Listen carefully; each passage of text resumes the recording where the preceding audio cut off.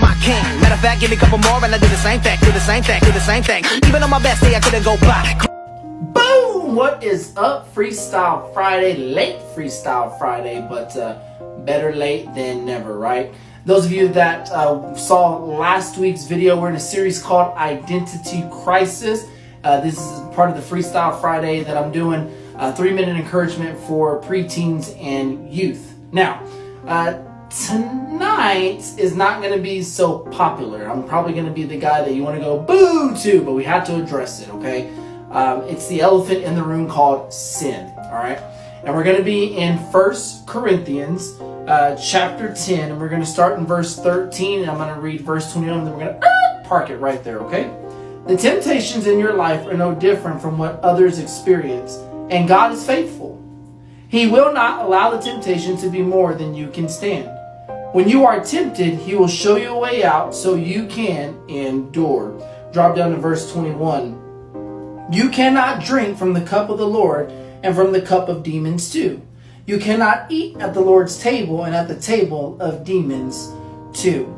So you see, once if you've established your kingdom authority, you're going to have to understand that this Christian walk, you cannot entertain the Lord and entertain the world. You cannot serve God and serve the world. You cannot serve two masters, okay? And tonight, the title of this message is simply, whose table are you sitting at? You know, it kind of reminds me when you have lunch, period. Those of you who are in middle school and you still eat in the cafeteria, you can always tell who's kind of which crew, posse, whatever you want to call them, right? Because you've got like the jocks sitting over here. You got the Valley girls sitting over here. You've got the popular crew sitting over here. You've got the outcasts sitting somewhere over here. And so what I'm curious to know is, in your life, whose table are you sitting at? Are you sitting at Christ's table? Or are you sitting at the table of lust?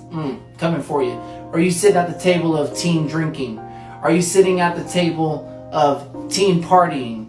Are you sitting at the table of teen relationships that you know you should not be having?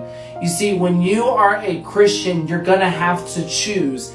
Do I want to serve God or do I want to serve the world? So my question for you tonight is simply this. Whose table are you sitting at? Are you sitting at Christ's table or are you sitting at the table of the world? Remember, you cannot serve both. You are going to have to choose if you really want to walk in your kingdom authority and understand your identity in Christ. The choice is yours.